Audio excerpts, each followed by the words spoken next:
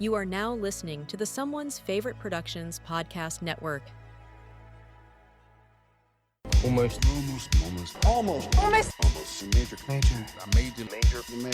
Major. Holy fucking shit, this is major!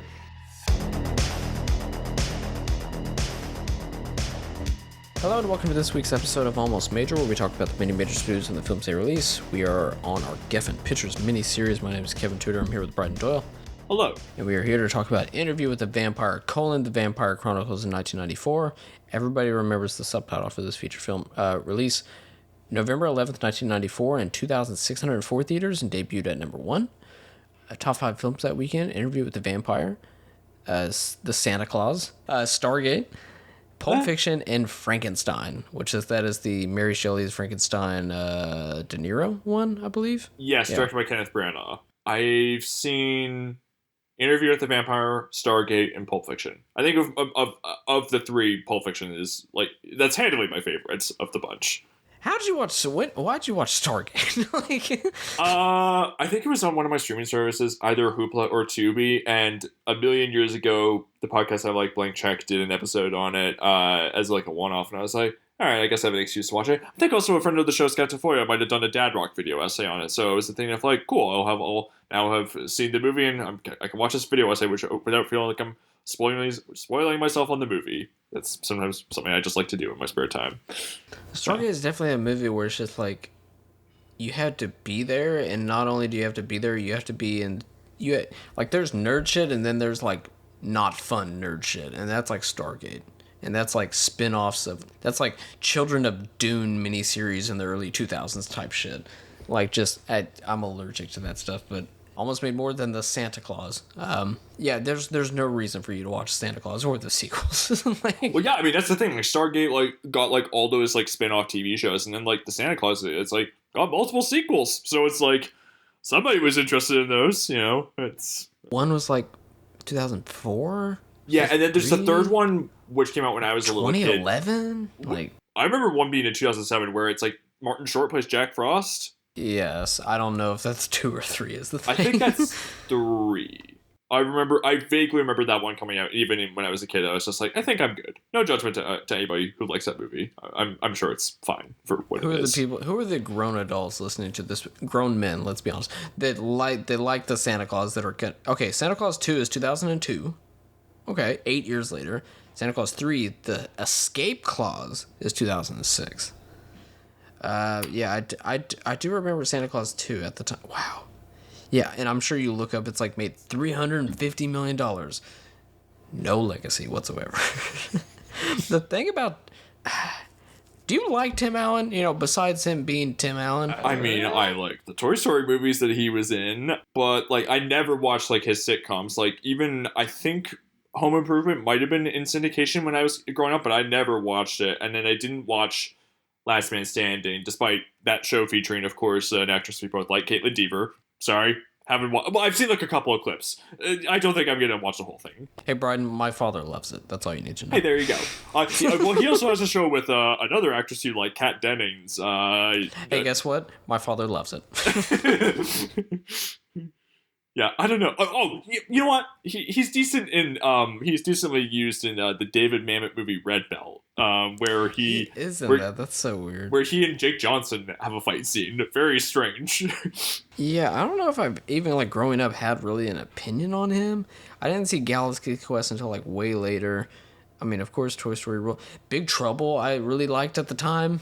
Just everybody. We got Jason Lee. We got Knoxville. There's a lot of people. Janine Garofalo's in it. You know what? Maybe that movie's a half star from Dan Mecca. Fuck. Holy fuck. Yeah, I remember liking that at the time. Joe Somebody I remember renting. Which you recently texted me about. It was from the account Marquee Video. It was a DVD promo for Joe Somebody where it says, Tim Allen packs a $23 million comedy punch. And then you were honing in on the Wireless Magazine quote, irresistible. Non-stop laughs, which Wireless Magazine. No, I'm thinking of somebody else. I don't even know what that is. So yeah, you know what Joe Somebody is? He just gets his ass kicked by fucking Pudgy from Seinfeld, and then he trains to go and beat him up because he embarrassed him in front of his kid. Oh yeah, and who trains them? That's right, Jim Belushi. But like, if that movie came out now, or if they made it now, it'd be like it's a treatise on toxic masculinity and fatherhood. It'd be called Woke Somebody. Okay. Interview with the Vampire, nominated for 2 Oscars: Best Art Direction and Best Original Score. Budget was $60 million. Opening weekend made $36.3 million. Domestic gross of $105.2 million, and overall gross of $223.6 million. That has to be the highest grossing movie we've ever covered, right? Yeah. Like, I mean, how much money be. did Insidious make? Or, like, Olympus Has Fallen? I'm trying to, like... Yeah, that's true. I don't know. I was also thinking of how many movies that debuted at number 1 we've covered. Oh, that's a good point. Yeah, I don't know. That's a very good question. Maybe, like, 1 or 2 total from Artisan and Lionsgate. Definitely 1 or 2, definitely from Film District. Anyways, number 1 song of the U.S. this week is I'll Make Love to You by Boyz II Men, which I'm pretty sure was number 1 for, like, 378 weeks. And number 1 song again this week is also I'll Make Love to You. The countries were aligned. Plot description from Google. Born as a 18th century lord. It's a Louis, right? Not Louis, right? Or is Louis. It? Yeah. Louis, okay. Is now a bicentennial vampire, which makes him sound very patriotic, telling his story to an eager biographer. Suicidal after the death of his family, he meets Lestat. A vampire persuades him to choose immortality over death and becomes his companion. He really doesn't give him an option. He kind of just bites my man. And he's just like, hey, cut that out. He's like, won't you want to live forever? And be like, well, you just keep biting me, so I guess so. Eventually, gentle Louis resolves to leave his violent maker, but Lestat guilt him into staying by turning a young girl whose addition to the quote-unquote family breeds even more conflict. That's not a story. What did Google... Okay, sure, whatever. Written and directed by Neil... We really should have gotten Christian Slater's biographer to have written that plot description. I love that, like, in the very first scene, he's just like, I'm like 120 years old, and he's like, that's wild. Yeah. Written and directed by Neil Jordan, Have We Said Enough? Starring Tom Cruise as Lestat. Talked about him plenty on our Risky Business episode already. Brad Pitt as Louis, prior to this, Cutting Class in 1989. Haven't seen that. Thelma and Louise in 1991, somewhat. Cool World in 1992. I rented that movie so much in elementary school, and I have not seen it since. And then growing up and hearing people be like, oh yeah, that movie that sucks. And I'm like, what are you talking about? I used to watch it all the time. So I'd be very interested to rewatch it, because yeah, I have not seen it since like single digits age. California, wait, holy fuck, that's a K in 1993. That's not a good movie. After this, 7 in 1995, the best shit ever, maybe. Sorry, it just is. Detective Mills, Mills, fuck you. Sleepers in 1996, being mentioned once again. The Devil's Own in 1997. Have you seen The Devil's Own? Of course, I was rewatching clips of it this past week. I think I was rewatching clips of it last week because my mom is watching Everwood with Treat Williams on Netflix, and Williams is one of Pitt's adversaries in that. And I was watching the clip where Brad Pitt just walks into an office and shoots one of Treat Williams' guys in the leg. And he's like, "You're a stupid man, Mr. Burke." And like he just like keeps like making some sort of weird throat noise every time he stops speaking. And it's like not the best accent work I've ever seen, but okay. How very Billy Bob Thornton of him. Very Sling Blade of him. There was a sad conversation with Ashley Padilla, Kenan Thompson, and J.A.J. from SNL. And they were saying that they did an entire short. It was him being Billy Bob Thornton doing a commercial for T-Mobile. And the entire joke was just him being like, I don't know how they do it. There's a bunch of signals that come in from maybe aliens or something like that. And it just keeps, I don't know how they do it. Which is so wild that they just like filmed that entire thing, wrote the entire thing. It's like, yeah, you'll never see it. And I'm just like, that would kill me. But damn, like yeah, like that's like people like say the sketches that failed, like like the one that you and I love to talk about is the Bill Hader doing the Ed Burns grill guys. Where it's a pop. Yeah, the girl I like Stephen Caption wants to be a firefighter. It's a pop. I just love the story of. I think he said it on Conan's podcast that it was him and somebody else doing that for like an hour at a party. And then at a certain point, Janine Garofalo said, "Shut the fuck up." Oh, God. Let's see. Oh, yeah. 7 Years into Bed in 1997, of course. Meet Joe Black in 1998, of course. Fight Club in 1999. I'm sorry, it's still the best shit ever. The Mexican Spy Game and Ocean's 11 in 2001. That's a pretty good run. I mean, the Mexican, I think his part of the movie's the weakest part. I like the Robert Gandolfini stuff bit, but I really like Spy Game and Ocean's 11 a lot. I have not seen Spy Game or the Mexican. Have I seen Ocean's 11? You're goddamn right I have. I've not seen the 4K of it yet, and I need to. Oh god, I really need to. Babel in 2006. I remember that movie just the other day, and I was like, wow, that movie sucks. Like, really bad, dude. Oh, Jesus Christ. Inarritu, what a man. Well, he's like, finally, I've worked with both the Interview with the Vampire guys, Tom Pitt and now Cruise. Kirsten Dunst, run. Curious Case of Benjamin Button in 2008. Sure. And Babylon in 2022, the best shit ever. Oh, and Real Film War Machine in 2017. That's right. A movie so real that Netflix put out another movie with that same title earlier this year. Wow. It wasn't War Machine like their second original movie? Something like that? Like right after Beast of No Nation? It's like in that first couple years that they started making original movies. Yeah, I've heard it's not the best. Also starring Antonio Banderas, Christian Slater, Stephen Rea, of course, Kirsten Dunst, and Tandy Wade. Trivia.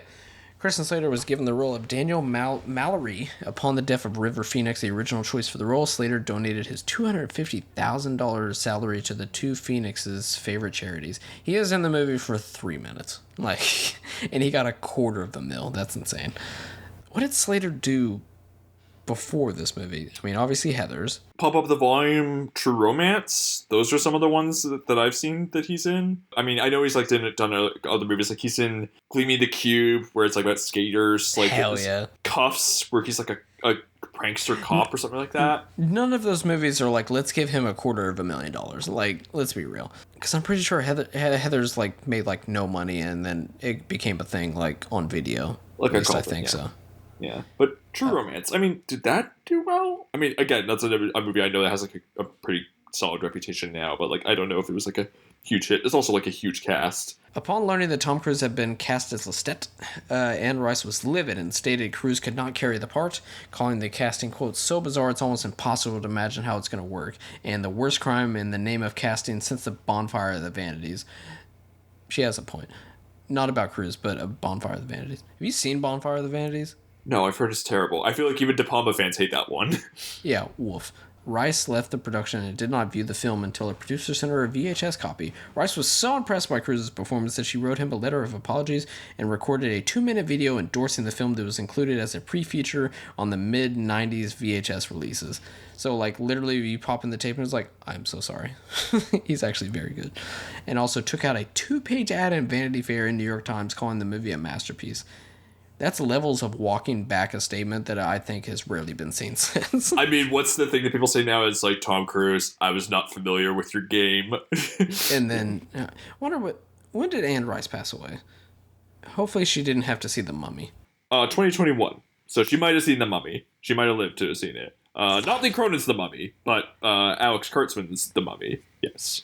Anne Rice met with Tom Hanks to take the part of Lestat. Okay, you can't say the worst crime in the name of casting since the Bonfire of the Vanities and think Tom Hanks will play Lestat. All right, man.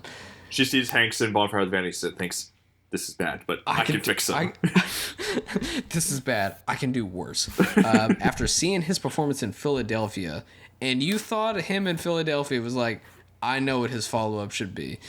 He turned down the part in order to star in Forrest Gump. Never mind, he should have been in this movie instead. Sir Daniel Day-Lewis was originally given the part of Lestat, but dropped out weeks before filming. Tom Cruise eventually got the role after Johnny Depp turned it down. I could see Depp being...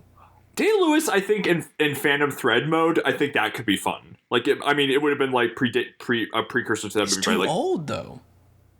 Yeah. At the time, even at the time, he's always like read old, and like Tom Cruise at the time is what, like early 30s, but still gives somewhat youthful energy. Same thing with Brad Pitt. He's probably like the same age. Yeah, but Day-Lewis, for context, around the time he'd been in The Name of the Father, where I think that's a movie where he's playing, like, he starts out the movie as playing a young guy, and then, like, by the end of the movie he's like hardened into an adult and everything. And he does, like, yeah, he's like older than the real guy that he's playing, but like he does, like, through physicality, like, does capture, like, sort of like the youthful arrogance of it. I don't know. He could maybe. I'm saying it's interesting to imagine and everything. Maybe it wouldn't have worked, but like... If Lestat had a dad, he could play him. It's 6 in the morning. Go to sleep. All the actors playing vampires were required to hang upside down for up to 30 minutes at a time during makeup. This would force all the blood in their body to rush to their heads, causing their blood vessels in their faces to bulge. The makeup artist would then trace over the swollen veins, creating the eerie, translucent skin look. Unfortunately for the actors, they would have to repeat the process several times over as the blood would quickly drain from their heads. This, in part, accounts for the lengthy makeup process. There's got to be a better way. But... yeah, that sounds really annoying. I would I would not put up with that as an actor. I'd be like, can I just do it once? And then you like take a picture and be like, hey, this is where all my veins are. Be like, no, we have to do it every time. I'm very sorry. Also, that sounds like a fucking story you would make up if you were caught in a lie. Be like, I was late coming home. I wasn't cheating on you. I had to go upside down. They had to trace my veins. Took several hours. Can you please not throw my clothes out of the window? In an EW interview in September 2011, Brad Pitt revealed that he had a miserable experience while making this film. He recalled the discomfort of the makeup, previously mentioned, colored contacts, and particularly filmed in an enclosed, dark, indoor area. He said at one point he called his friend and producer, David Geffen, and begged him for a way out. Learning that it would cost $40 million, he toughed it out for the remaining months. I've worked some pretty bad jobs that were pretty easy to get out of. But definitely nothing where it's just like, hey man, can you act? And be like, I got to get out of here. And be like, do you want to pay $40 million? And be like, oh, I guess I'll stay. Like, and also from what you're saying, like, hanging upside, yeah, that sucks, man. But it's not where like, get me out of here. I'm going to lose my fucking mind. Like, and then the colored contact, that's not an issue, man. Like, I don't know what to tell you, man. He was like, why can't I just be shirtless and wear a cowboy hat like I was in Thelma and Louise? And be like, this is the real pitcher's pit. According to Kirsten Dunst, Tom Cruise always sends her a coconut cake with white chocolate chips every Christmas. Dunst refers to it as the Cruise cake, which she is always excited to receive, admitting the cake never lasts more than one day. I don't know why that's in trivia, but sure. Imagine coming home and your significant other ate the Cruise cake without splitting it with you. Oh my God.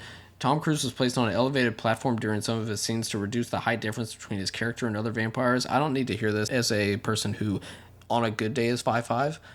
He also wanted a private set, so tunnels were built to escort the actors to and from set. This was done so that the vampires' makeup effects would remain a secret. It's not that big of a deal. Where it's just like we gotta put these effects under wraps. It's like, yeah, he looks like a vampire. I don't know. During filming, tensions developed between Tom Cruise and Brad Pitt over the latter's alleged poor personal hygiene. According to Cruise, his co-star didn't use any deodorant, and the resulting body odor became noticeable. He was like, damn. He was like, if I can't get off the set, I'm going to stink the place up. Although the screen credits read screenplay by Anne Rice based on her novel, the script was originally heavily rewritten by director Neil Jordan. Writer Guild's rules meant that Rice got credit, although in 2020, director Neil Jordan was asked if he was told to pull back on the homoeroticism of the novel of the film, and Jordan replied, I mean, the movie is true to the book, I think. He goes on to say, Anne Rice wrote the script. I didn't change anything. If anything, I made it more penetrating and troubling in that regard. Great choice of words. Cruise and Pitt played it more like master-slave or dominance more of for their relationship than sexuality. So, who knows if he actually touched it? Who knows? He probably did on set and doesn't consider that actually rewriting it. Tom Cruise prepped for his role by watching videos of lions attacking zebra in the wild. Sure, man. God, actors are so silly.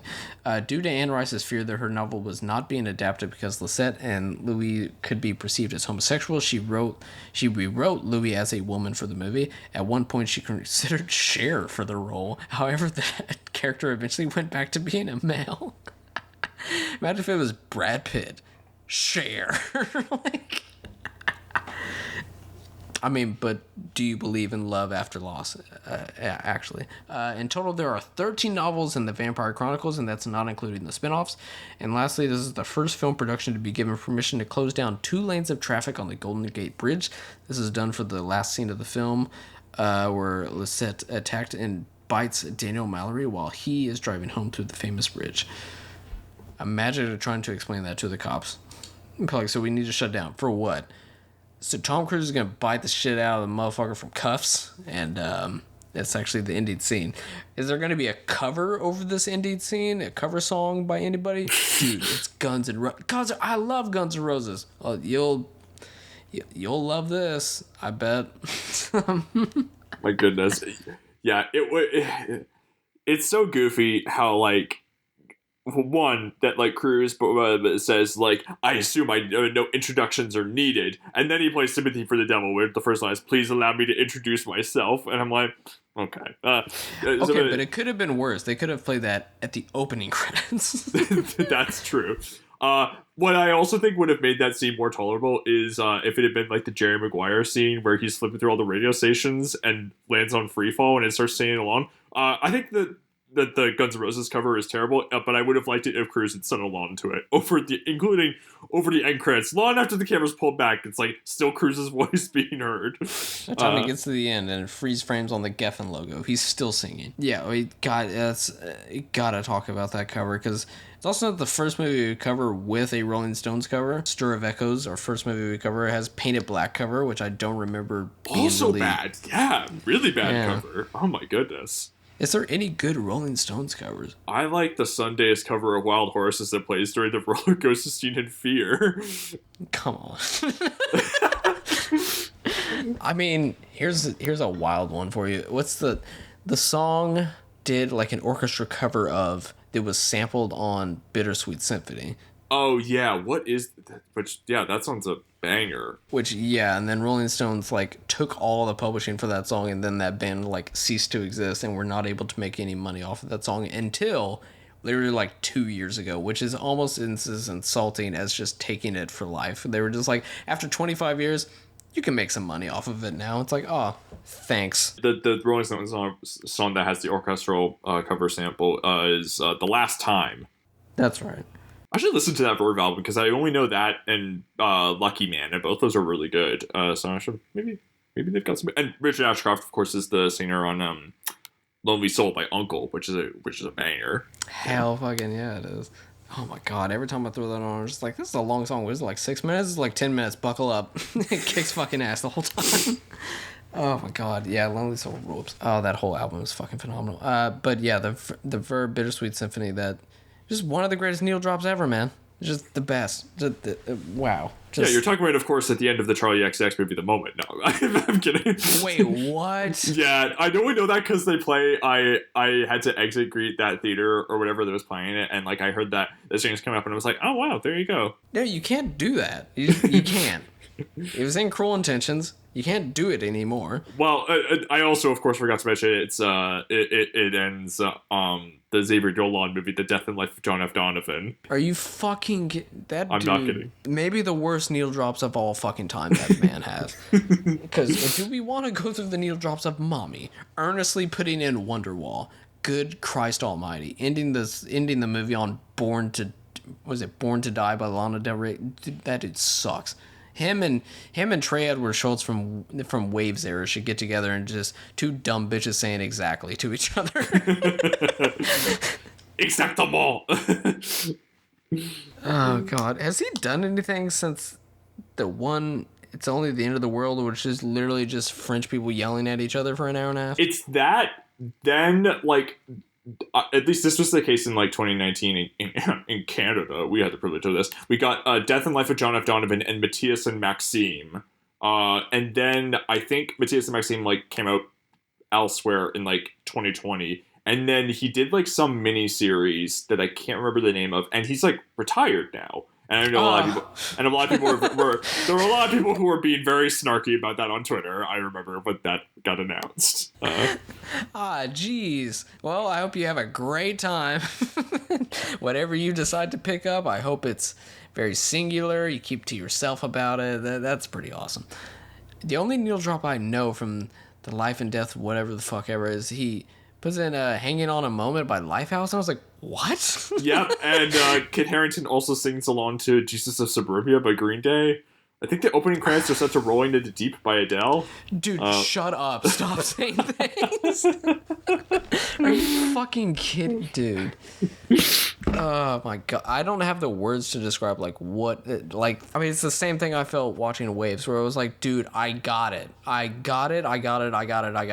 Like his girlfriend breaks up with him, so he's gonna play I Fucking Hate You by Tyler the Creator, and I was like, I already got it, man. And oh my god. Can't remember if I said this on mic before, but I remember reviewing Waves for my school paper at the time, and I loved that movie at the time, and I remember just like taking notes at the time. And when I Am a God by Kanye West came up, I wrote down, "This is great." And then like 2 months later, when the movie came up, people were saying, "Get the fuck out of here with this nonsense. What is this?" So you want me to tell you the story of my life? I'll tell you my story. I'll tell you all of it. I haven't been human for 200 years. From the novel by Anne Rice. From Neil Jordan, the director of The Crying Game. Life has no meaning anymore, does it? His name is Lestat. But what if I could give it back to you? Pluck out the pain and give you another life. One you could never imagine. He chose one man. He gave him infinite power, eternal life, and a daughter who would be forever young. And then he took the light of day. You're a vampire who never knew what life was until it ran out in a red gush over your lips. You made us what we are, didn't you? God kills indiscriminately, and so shall we. End her suffering and yours! For do not doubt, you are a killer! I want some more. Tom Cruise, Brad Pitt, Stephen Ray, Antonio Banderas, Kirsten Dunst, and Christian Slater. Interview with the Vampire. All the trivia I don't have much to say. I find this movie extremely boring, but I do have some few notes. I'm not a vampire dude. I never have been. I think the only vampire movies I like are Let the Right One and Let Me In, which I kind of like Let Me In more. Just I like that one too. Yeah. We talked about this I think last week before we did this episode. We talked about I ran through some other vampire movies. I was like, I think you like Near Dark. I think you're also a fan of, right? Like, there's a few of these. I like those movies in spite of them being vampire movies, if that makes sense. I don't know how to describe it, but they're like say you got like zombies, fucking vampires, I guess like werewolves and stuff like that. I don't really even care for zombies either. Like, I like Night of the Living Dead and Dawn of the Dead, sure, as anybody should, but like basically if it's not by George Romero, I really don't care. Well, Wreck is like, well, yeah, of course, like one of like 3 good things to come out of Britain, but I mean, Wreck is like top 3 horror movie for me, so there's that. But as far as like people that are just like, oh man, World War Z and some zombies and shit like that, I'm like, I if it's a good movie, sure, but I'm not one of those people that is just like obsessed with the idea of like a zombie or a vampire and will watch whatever. Yeah, But a found footage vampire movie, well, someone got to cook that up for you, I think.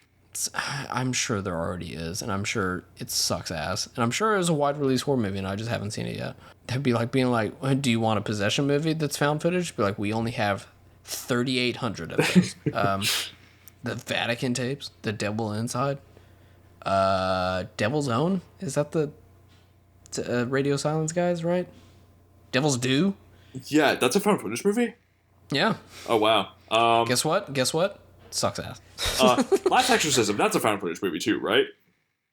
Oh, I did watch the sequel to that last year. I forgot about that. I saw the first one in theaters, loved it. Haven't seen it since, but I think people are kind of positive-ish on that. I believe. On Last Exorcism, yes. Last Exorcism Part 2 don't Not think a found so. footage movie. Ah, well, there you go. Yeah.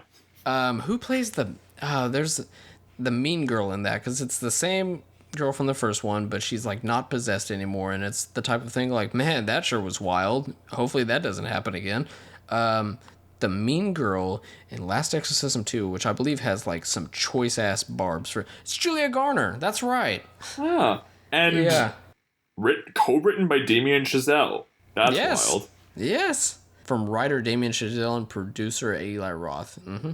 I like one of those guys.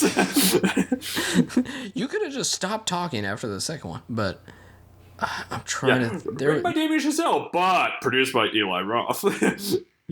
That's also the Simpsons bit where it's just like, it holds a terrible curse. That's bad. But it also, that's good. But it also does that. That's bad. Or is it? Yeah, vampires, not my thing. Especially when it's like, when it goes for like the traditional route where it's like, motherfucker in a mansion and it's set in like the 1800s. Like, motherfucker, we have internet. This sucks. But, so definitely this one is not for me. Motherfucker's not exactly talking in Old English, but kind of talking, or wish they could talk in Old English. It just gives me the vibe of dusty, okay? It was a dusty-ass film, okay? I said, and I especially don't like vampires that speak in riddles. Shut up, Lord Farquaad. I was great notes here. When Cruz is dead, he looks busted, but then he comes to life looking like Wishmaster. Have you ever seen Wishmaster, Bryden? I know you haven't, but... No. Is that one of the series where Jack Shoulder, who did The Hidden, might have directed one of those? Or am I thinking of something else? Yeah, he did the second one. Have I seen all 4 of those? Yes, it was middle school. But yes, the first one, it seems like people like it. I mean, I literally went through that. That was like 6th grade. I went through all of those. The 4th one is directed by a guy named Chris Angel, but not that Chris Angel. Cruz, when he comes back, that's the best makeup. Like, if they had to hang that motherfucker upside down for like 3 hours, it was worth it. But it's not for me. I can't exactly pin it down other than joking that it seems like some old shit, but I just don't care. And it's like an hour of just like Brad Pitt fucking eating rats and shit, and like just being like, yeah, thou like to live dangerously forever, and it'd be like, I didn't ask for this life, and then Tom Cruise is like, let me stand on this milk crate so I'm eye to eye with you. Yes, you did ask for this. What if Pitt had done his performance in the Benjamin Button voice? He was like, I'm 28 years old, but I look a lot younger. I as somebody who rewatched that movie before The Killer, I was like, this is not a good movie, dude. So that would not exactly help for me. But there's that voice, and then it's Kate Blanchett is his love interest, right? Yeah.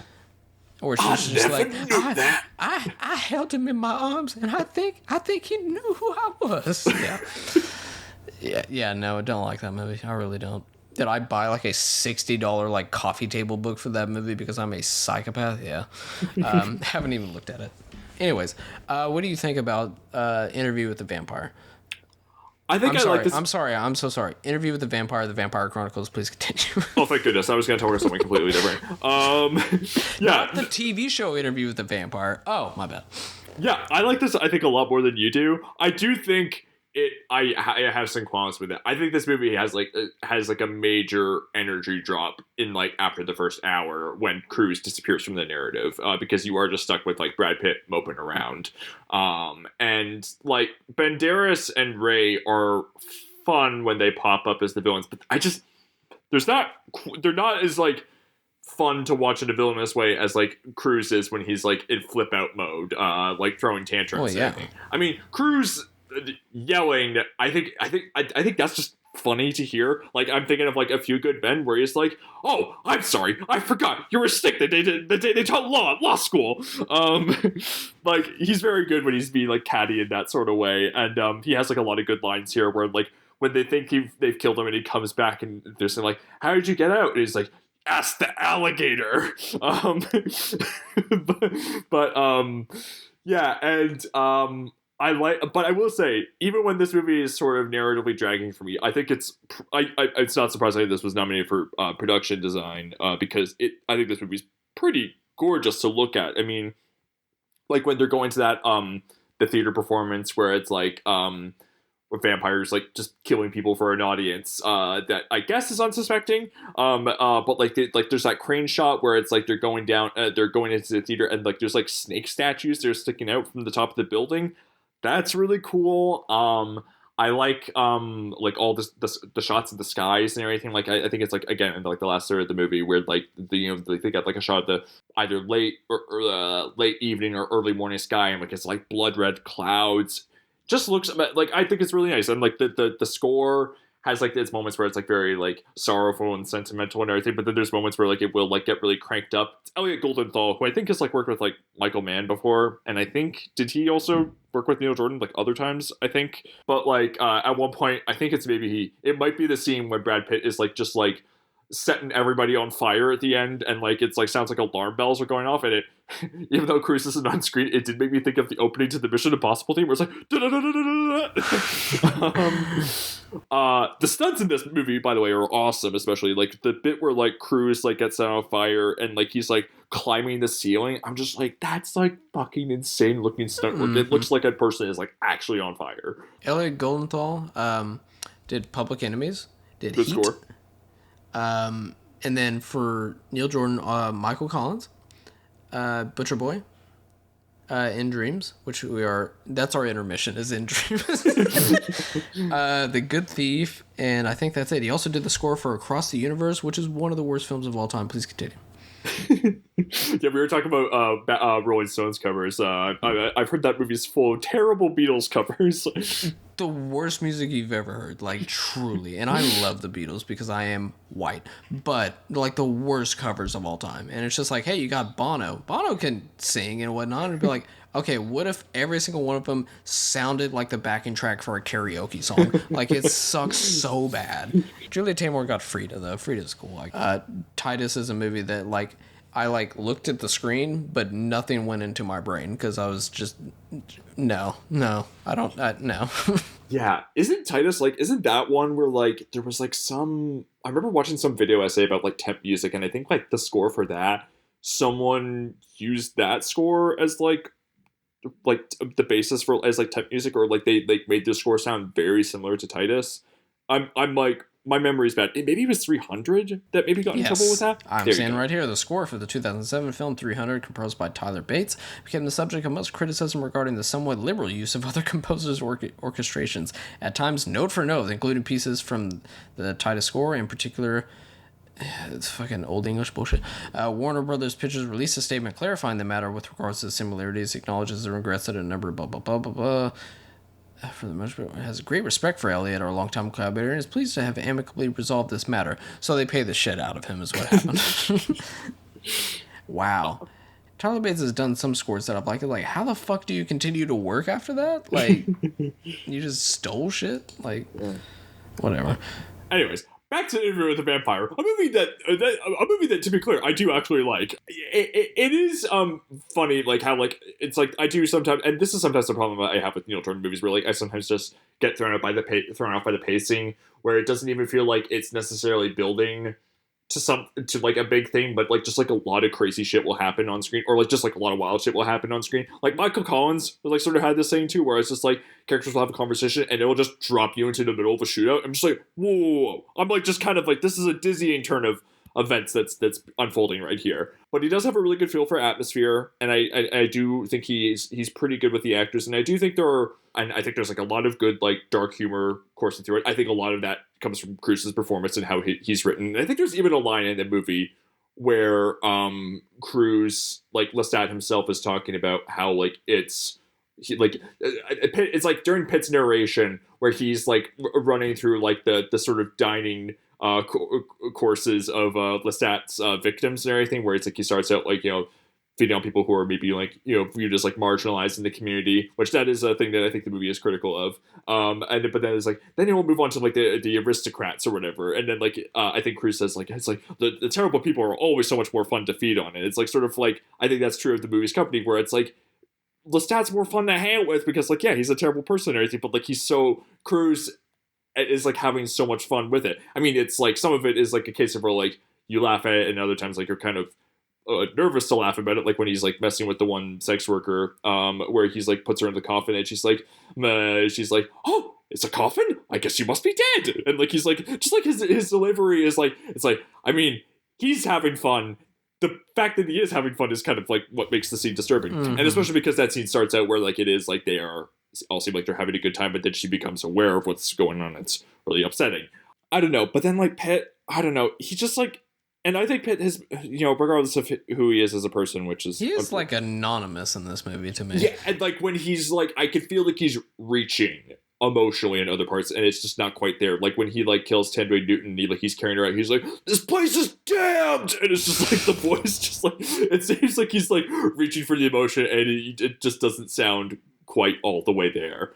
Kirsten Dunst is incredible in this, though. I do think she's quite good in this, especially, like, when she is very... Like how there are moments where she does seem like a genuine kid, and like it's like you do think it's very sweet, but then you see how she like weaponizes it and everything. Like when she, like even when she is being like menacing to people, like when she like bites the one seamstress's finger and it's like, I'll make it better, and then like snatches it like she's doing like a childish prank and everything. And I do think the movie gets like a lot of like good dark comedy out of like that, where like when she's like going into the shop, and like the guy says like, I think that doll might be too expensive for you, little girl. Then it just like cuts to her she approaches him, and it cuts to her just walking down the street with the doll, like implied it's like, oh, she just like killed this guy so she could get this toy. I mean, yeah, it's there's a lot of stuff that there's stuff in this movie that like doesn't entirely work, but like I do think it's like really well put together. It's the kind of thing where it's like if this was by a director who didn't have as much visual sense or like feel for atmosphere and didn't have, and if the rest of the supporting cast outside of Brad Pitt wasn't so strong. I realize I'm naming a lot of important factors in movies. I maybe wouldn't enjoy this very much. But it's the kind of thing where it's like, I mean, I don't know. I've come to admire some of what Neil Jordan does very well as a director. And it's the kind of thing like, I haven't seen the Interview with the Vampire TV show that AMC did, I believe. And it's like, I'm sure that's good and everything. But it's the thing of like, I don't know. Does it look as good as this movie does? I doubt it. And Philippe Rousselot, I think he was like a Burton regular for a while, like in terms of like being a cinematographer. So like again, like a guy like Jordan's working with a guy who has like a really good feel for like a movie who like has worked with directors and knows how to like work with like build like distinct worlds that feel very tactile, but also are like kind of otherworldly. Yeah, I don't know. I like this movie. It's never been my movie. I saw it relatively late in life. I think I watched it like when I was doing my resolution of like watching films by Irish filmmakers back in like 2023. I watched like 50 and I was just like, I think I've maybe overextended myself here. I like this movie. It's probably in my top 5 for Neil Jordan's. Like, I think the 2 that I like more than this are Crying Game and Butcher Boy. But, like, this one is still, like, has, like, a lot to offer that I enjoy about it. You seen In Dreams yet? Not yet. You gotta wait for the intermission, that's right. Have you seen Queen of the Damned, though? No, I was talking about that recently with my brother. I think my brother was watching that. It was probably on Tubi or something. That's terrible film, incredible soundtrack. That's what I've heard. I think a friend of the show, Mike Thorne, said that in order for that movie to be better, you needed like way more Jonathan Davis score. Yeah. Well, yeah. Not only that, but Queen of the. I didn't actually finally watch that movie until like 2 or 3 years ago, and I was like, oh no, it's bad, which I expected. But even Aaliyah can't even save that, and I'm pretty sure she died like in the middle of filming, so they kind of had to like work around that.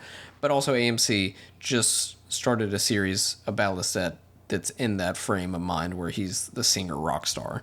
So okay. Also, I will say, Queen of the Damned is directed by Michael Reimer, who did the Omar Epps LL Cool J crime movie Into Deep. Gonna maybe go out on a limb and say that Neil Jordan maybe a better director than Michael Reimer. I do want to watch In Too Deep though, but I'm not expecting that much. But is that all he's done? Is In Too Deep and Queen of the Damned? No, he also did a lot of TV. It looks like. Yeah.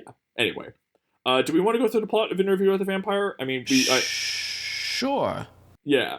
So starts out in San Francisco. You do get that really cool series of shots where it starts out as like helicopter shots or aerial shots, and then like it gets down to ground level, and it feels like you're almost like kind of in a first person POV as you're like sort of moving through a crowd of people, and then you land on the apartment where Christian Slater is interviewing Brad Pitt. There are some really cool effects with some of like the ways that the vampires. I mean, that like the way that Brad Pitt sort of shows he really is a vampire. Is he moves really fast around the room,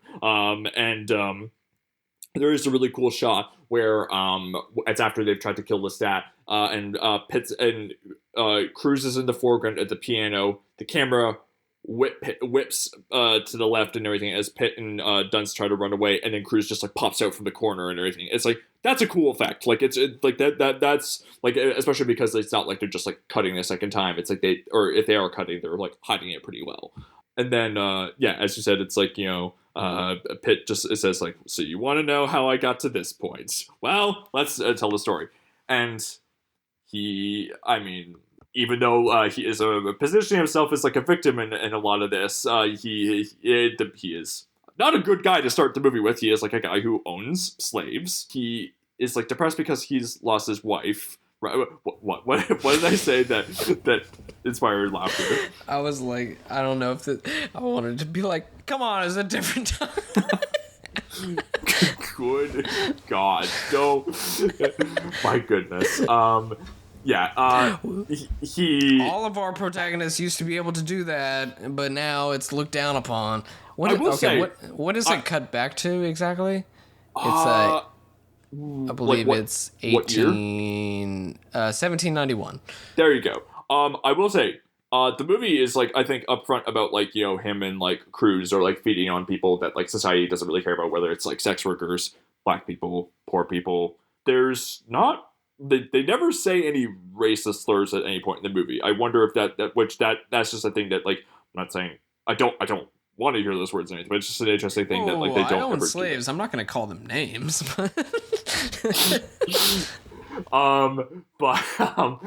So he's like suicidally depressed. He's like practically begging. He's putting himself in situations where he wants to be killed. But then when he is being attacked, his pregnant wife died. Yes, yeah. And he's like, you know, gambling his money away. He's drinking a lot, and while he's out one night in a threatening situation, Lestat storms in, kills his attackers, and also bites him and drops him in the water. And he's not quite a vampire yet, but he's very sick. And Cruz comes to him and like says, I could either let you die, or I could make you a vampire, and you'll be healthy, and you'll never like die ever again. And Cruz and like Pitt accepts this. Yes. No, it's just like, so either you can kill me, or I become a vampire. It's just like, kind of catch and be like, hey, I wish you didn't bite me to begin with. That'd be cool, but now I have no choice. Yeah, I have to be 150 years old and walk out of Tequila Sunrise and be like, yeah, that's fine. Yeah, I will say I do like that bit at the end and everything, because like that is like one of the last memories he has as immortal. It's like he watched it's like, you know, I don't remember watching a sunrise before, but I remember distinctly my last sunrise. And then he goes to the graveyard and But it's funny. I do think it's funny both times that Cruz is getting people to like, he's like the vampire transformation is like he has to have them drink his blood and everything. But every time he like offers his arm up, but like people like start sucking at the blood. He's like, hey, stop it! That's too much. As if like he's like didn't know. As if he's like, oh man, it must be terrible when I do that to other people. Is that what that feels like? Wow, I feel bad. Yeah. I mean, there's like a long stretch there's a good stretch of the movie where they are just going around killing people, and like Pitt is like super reluctant about it, and he's like feeding on rats. And Cruz, Pitt is like a real wet blanket in this, and I do think it's very funny every time like Cruz like is sort of like dunking on where he's like I don't need to spell you out, I just need to follow the trail of rats to find you. Well, there's a plague going on, so he's literally eating plague rats. Right. Yes, that's how he finds Dunst. Right. Yeah. But before that, he kills. It's like him and Cruz are killing a bunch of the slaves, and then like that's like a thing that's like people are starting to like, you know, get stirred up about that. And then what really turns it over in terms of like his guilt is like he kills Ted Wade Newton, who is always like very compassionate towards him. and then like he burns his own place down, and Cruz is very funny where he bursts. He's like, "Great, just burn everything we have." And then they fly away, and the plague is going on. They find Dunst. Pitt finds Dunst, and he feeds on her. I guess like he's definitely like feeling like some sort of like he's very hungry, but also he's like viewing her like like his own child that he never had. Cruz, but then like completes the transformation for her to become a vampire, and then she like immediately takes to it. She's like, "I'm hungry," and then they start living together, kind of like a weird family, but like it's the dissonance of like them being like a happy family where they're buying gifts for each other. But she's also like killing her piano teacher, which that's a funny bit where like when she's like playing away like a little maestro and everything, but then like the sort of big crescendo to the piano pieces, the teacher falling down dead on the keys. She starts to get really antsy though as like the years pass by, where she like sees like a grown woman and says like, "Oh, am I ever going to be like that?" And like No.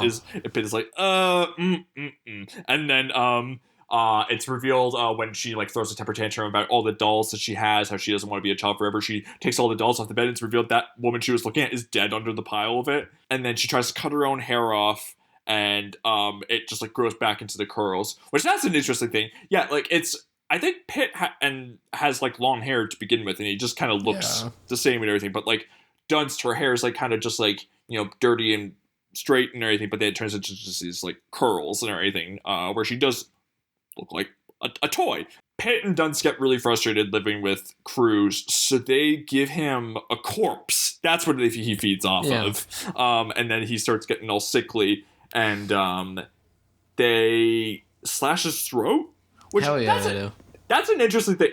It's funny how like this movie is like playing off of like the sort of vampire lore and everything, where it's like crucifixes aren't a problem. They can go into any place uninvited, but sunlight's bad, and if you just chop them in half, they're dead. It seems like that'd be like pretty easy. And like I'm thinking especially like at the end and everything, where like Brad Pitt like just sets a bunch of vampires on fire and like cuts Stephen Ray in half. It's like feels like that's a pretty easy way to overcome them. But then like Byzantium, the other Neil Jordan vampire movie that I watched as research for that, like it is like they're like they have to be invited in, and they're cool to walk around in sunlight. I don't like horror villains that have rules. You don't like the rules? No. Zombies don't have rules. They just want to feed. And even then, I'm not a fan of. Yeah, there are rules. Werewolves So, like, is just like... It's always when nighttime hits. When nighttime hits, vampires come out and werewolves come out. Why isn't there scary shit that happens at like 2:30 p.m.? I mean, isn't the rule of zombies that you have to shoot them in the head or like have to shoot their brains? And like if you're bitten, that's bad? Alright, but imagine if it was just like, they can't come into this room, I blessed it. I'd be like, that sucks. I think it's more so that just like they have to be invited in, you have to kill them this way, they'll never age, but they can grow old, and it's just like, dog, I'm trying to be scared, I'm not trying to learn. I will say with the Byzantium research, a movie I liked pretty well. Yeah, I like it fine. It's interesting how in Interview with a Vampire there is like the thread of this where it is like white European guy, or no, not European. It's in the South that the movie starts at. Sorry, but white guys who are then feeding on communities that are marginalized and everything as a way to sort of sustain their own legacies and everything. And Byzantium has that where it's the English visiting upon like other societies, like I think it's in Ireland that the movie takes place, and like they're like using them like Johnny Lee Miller is sort of like the big bad that like is like in like the flashbacks to that movie where he's like he forces Gemma Arterton into sex work, and then like Sam Riley is like the other English soldier who like his vampirism is sort of something that he's like feeding on other parts of the Irish community. I don't know. It's just kind of interesting how vampirism is viewed as sort of as a colonial sort of like supernatural villain in both these Neil Jordan works, both of which are adaptations I think of like pre-existing works. Byzantium's a play I think before, and Interview with the Vampire, as we talked about, is a series of books. Dunst and Pitt, yeah, right. They initially feed Cruz to the gators in the swamp. Hell yeah. He comes back. Then they set him on fire, and it seems like he's just kaput. And then they flee the country they flee to Paris, where this is another weird thing is like that. Like they think that they're like the only other vampire that they meet after besides Cruz is Stephen Ray and Antonio Banderas and their whole crew. I feel like they'd probably be if it just. I know, like vampire. I shouldn't be dating this movie for realism, but it's like you can't find vampires anywhere else except Paris. Okay. Yeah, and like they're part, like Ray and Banderas are part of like a theater troupe where like their whole gimmick is that they perform for like the common human crowd and make it seem like they're doing like this sort of like goofy, sort of like shit where it's like, I mean, like they make the observation, it's like vampires pretending to be humans to be pretending to be vampires. How avant-garde. And then selling out their own people for money. God. Yeah. And then there is like this kind of eerie scene where it is like kind of like this goofy sort of like these goofy theater effects, and then like it does turn into something that feels very real, where it's like a woman just screaming out saying, "Help! Help! I'm like under attack from vampires," and everyone's laughing like, "Ah ha ha ha ha!" But then like she is put under this trance where she is then like just drained by like the whole vampire cast, and I do think it's like an effective observation where it's like the crowd is like who was like cheering this on, they walk out just kind of like, ugh. Jeez, like everyone just seems kind of like hushed and embarrassed at everything that they witnessed. There's like a whole like underground cellar where like the vampires are all sleeping in coffins, and that's all like bathed in red. It's very atmospheric and cool looking. And Banderas really wants to link up with Pitt, but then Pitt, for whatever reason, he gets like double crossed by like Stephen Ray, and like it's like him, Dunst, and then like another woman who like Dunst has turned into a vampire as like an attempt to like make like a mother figure. Like they all get kidnapped. Like Pitt is like sealed up behind a brick wall, and Dunst and the woman are like put in like a cave with like where it's like there's like a grate above them where like there's sunlight poking through. Mm-hmm. And yeah, that's really effective, that scene where like, you know, it's the camera like as the sun is coming down upon him, it's like the camera just like rapidly zooms in towards them, and then like when Pitt finds them, they're like turned to ash, and it's kind of like Pompeii and everything where like they're like frozen and embracing, and he touches them and they dissolve. Did you just reference Pompeii? Well, yes, I did. Sorry. And then Pitt just like absolutely goes ballistic with this. He just like starts like pouring like barrels of wine on the caskets, and like he just like torches them. Vampires come like so many fires set by this motherfucker. Yeah, I mean, loves setting shit on fire. It looks incredible. I mean, my goodness. And then like, you know, people are like jumping out of the coffins and like, you know, flying across the room like on fire. Stephen Ray tries to fight Pitt and gets like cut in half like 2 seconds later. And then Banderas is like, "Oh man, I didn't have any idea that this was going to be happening. I'm so sorry." And Pitt is like, "Well, fuck you. I don't want to be with you. But like, you know, we shouldn't be doing this." And then he kind of just like, the movie like just like rapid speed like runs through like the next like century of his life. But it is the thing of like, he talks, the thing that really hits on him is like, he's like, then motion pictures were developed and I was able to see my beautiful sunsets. And we just see him watching like sunset and sunrise themed movies. Sunrise by Murnau, Tequila Sunrise by Robert Towne, Geffen film alumni. I'm imagining also to see like a this is like where he gets like all his things. It's like, I'm only getting my music and films from Sunrise Records or whatever. Yeah. And then in like the 80s, he like is like walking through New Orleans, and he says he like smells old death, and he walks through like this abandoned house, and he finds Lestat all like a shell of himself. He's been eating rats. Thinks that he sort of like acts like he's made peace with them. Cruz, I think, is very good at playing this scene like he is genuinely afraid of Pitts, and he's terrified of like the police helicopters that come by with their spotlights, which the spotlights wouldn't see them. Okay, yeah. Be on the lookout for a guy that looks like 190 years old. It looks like utter shit. Yeah. He's 150, but he looks a lot older. Dude. And then cuts back to like the end, and like and Pitt says like, and then I don't know, that's really all I have to offer. I don't have anything really to offer beyond just what happened in my life. And Slater's like, come on, man, teach me. I want to be a vampire. And then Pitt like menaces him by like, you know, getting him into a chokehold and says, do you want this? And Slater's like, actually, I guess not. And then Pitt disappears. and he like drives away in his douchey looking convertible, and he's like, "Somebody change my shorts." And then sorry, I'm doing a very bad Christian Slater impression. I think I'm also doing a very bad Christian Slater impression. Suspense is Killing Us did an episode many years ago called Christian Idolatry. Great pun work, and that was like their impression. What were the three that they did? They did Give Me the Cube, Cuffs, and Hard Rain, which actually I want to watch all of those movies. Hard Rain's kind of awesome. It's a hurricane heist movie with a pretty good cast. But yeah, that was like their impression. It was that they would do that voice and then like have to whenever he'd do like a shitty joke. I guess that happens a lot in Cuffs, where he's just like doing stupid quips the whole movie. Yeah, and then Cruz pops up again and says like, "I guess I need no introduction," and bites him, and then he's like taking the wheel. And he's like, "I feel better already." And then he hears the Pitt on the cassette. And he's like, "Do we really have to listen to that? I've had to listen to that whining for centuries." And he puts on the way worse decision of Guns N' Roses cover of the Rolling Stones' "Sympathy for the Devil," which plays in its entirety for the many Please minutes drive long us off the credits. Golden Gate Bridge, please. Yeah, it's like the song is playing over like the long sort of aerial zoom out of the Golden Gate Bridge. Image fades out, but not the song. And you just have to listen to that. And I will confess, I'd seen this movie before. I opened some other tabs while that was playing because I was like, all right, I need to record. First, I need to record with you, and also I was like, I want to focus on something else. In between him attacking Slater and him being in New Orleans, like decrepit, eating fucking rats, how did he become just like reborn enough to like fly down and go all the way from New Orleans to San Fran?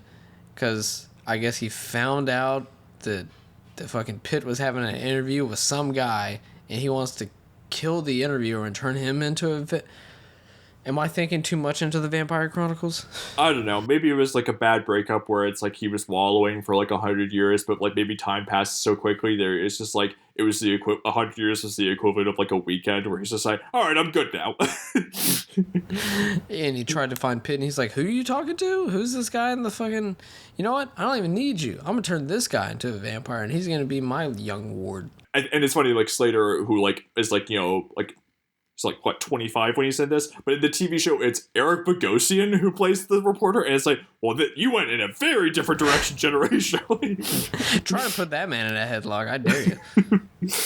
I like this movie pretty well. But, like, I mean, we did... I feel like we have, like, run through our thoughts on the movie visually and narratively. I mean, it is just kind of like a lot of, like, they go to this place and what do you know? Things go badly. Yeah. I'm saying interesting. Neil Jordan also cited Francis Ford Coppola Dracula's influence. That's why I don't like this movie. To see that, yeah. The rights were actually purchased by Paramount in '76, and then it just languished forever. When's that first book written? I assume around that time, because I'm sure they just... Oh yeah, it was... the book was in '76 as well, so... Yeah, wow, that's they fast. They picked that shit up. I mean, fast in terms of, like, the book being written and then optioning. Making the film, yes, you're right, that did take a while. 18 years. Bit. Yeah. Jordan was intrigued by the script that Warner Brothers, because eventually went to Warner Brothers, was intrigued by the script, calling it really interesting and slightly theatrical, but was especially interested. He agreed to direct on the condition he was allowed to write his own script, though he did not get gained a writing credit. So I still don't know who's telling the truth here about if he actually wrote it, if he didn't, I don't know. Oh, and apparently Daniel Day-Lewis turned it down as he didn't want to portray a vampire. Actually, it was shot in New Orleans, Paris, San Fran, and London, so... Yeah, no, I mean... Yeah, and it interesting, too, because, like, I mean, I guess Jordan had the clout to do that at the time, just, like, shooting those real places, whereas, like, flash forward to like 2023 where Marlowe comes out, where it's like set in LA but shot in Spain and Ireland. Okay, not the same.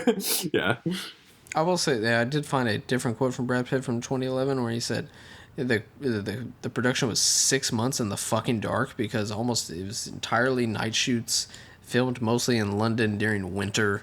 I was like, yeah, I would that makes much more sense. The other one was just like, they made us hang upside down sometimes. It sucked. Like, this sounds pretty bad, where it's like 6 months in the dark, you're in London, and it's winter, and need I stress again, you're in London. I was about to say, that's your anti-British sentiment coming up again. And apparently a rough cut of it was shown to test audiences who said there was too much blood and violence in a vampire film.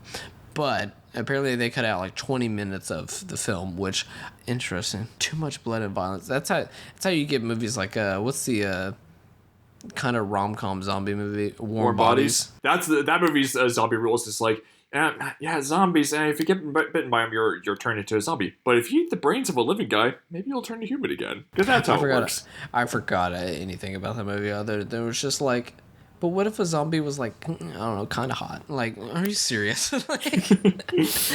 Also, you saying like cutting out the sex and blood in a vampire movie. I will say this. My mom watched the show True Blood, but she would fast forward through the sex and violence scenes while watching it. And did she watch it at the time or like rented? She was watching it, I think, at the time. I don't know if maybe she like took breaks and had to catch up with it.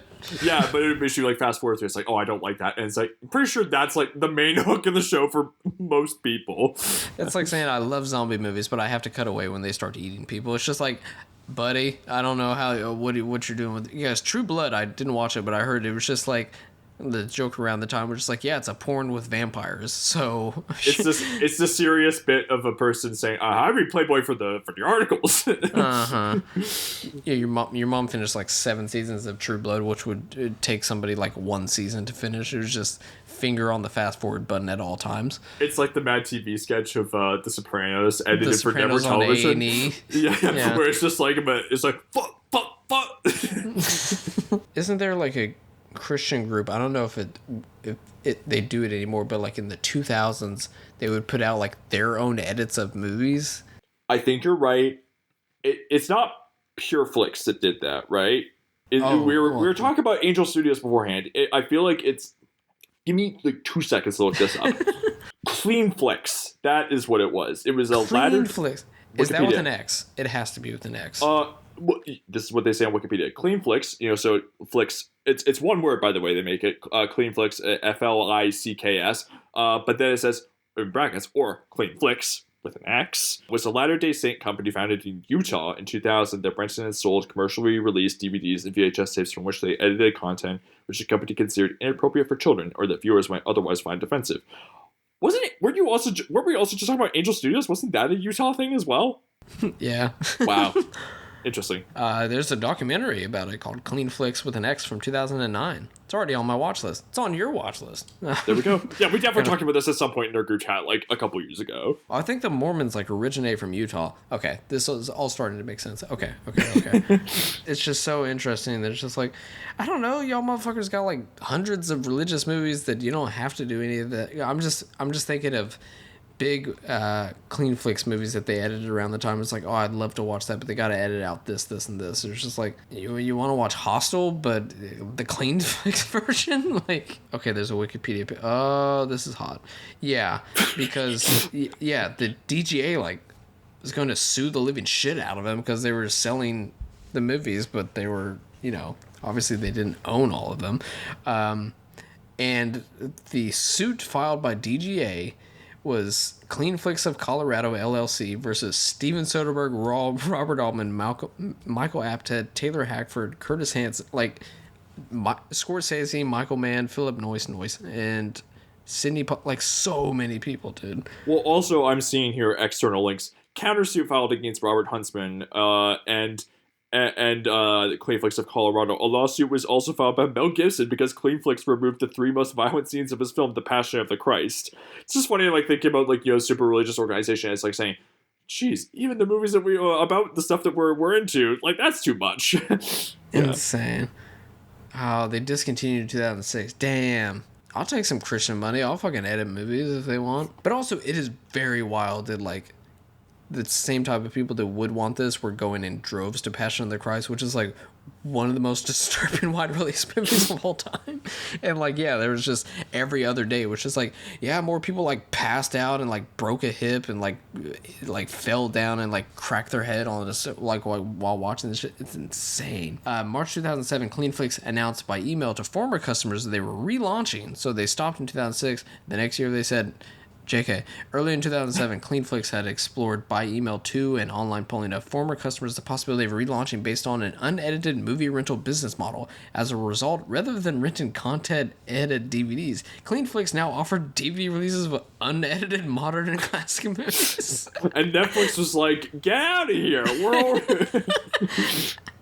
So eventually they were just like, yeah, we just be a worse Netflix. Wow.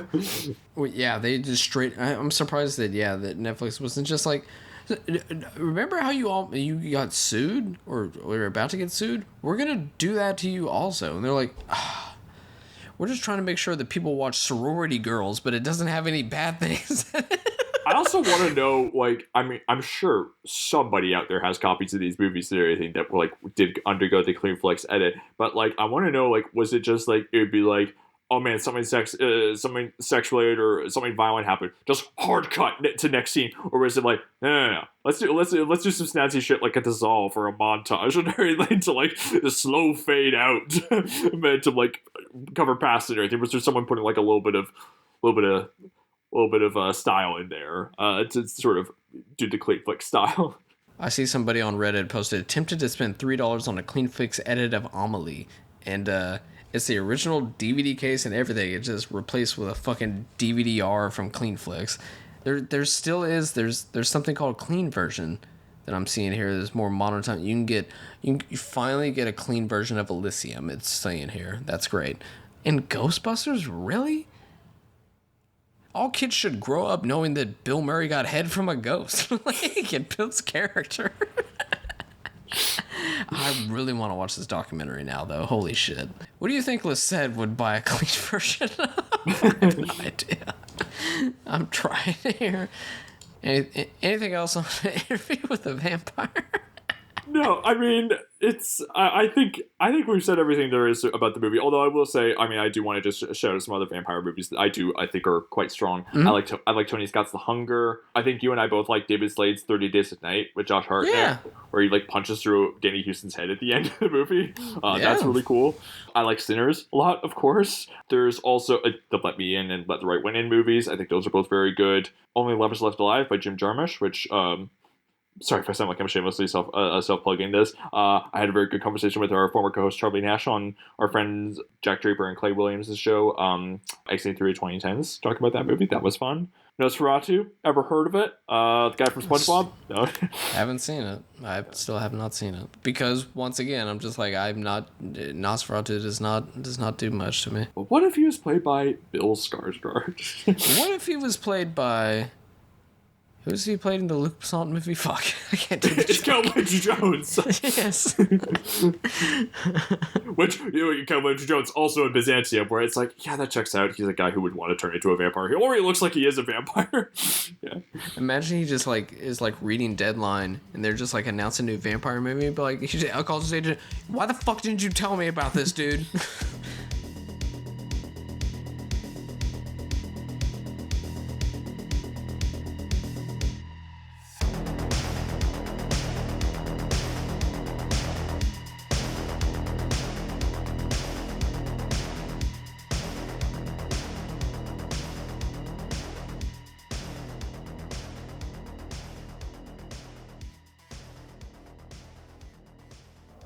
If you're looking for more horror outside of the mainstream, look no further than Unsung Horrors, a podcast about underseen horror movies. I'm Lance. And I'm Erica. Every other week, we'll cover a horror movie with fewer than 1,000 views on Letterboxd. We'll even give you double feature recommendations to pair with the movies we discuss. From gothic to shot on video, from slashers to comedies, from giallo to J-horror. We'll cover all the subgenres. So join us as we unearth these hidden gems of horror. Follow us on Instagram, Twitter, and Facebook, all at Unsung Horrors, available wherever you listen to podcasts. And part of the Someone's Favorite Productions podcast network.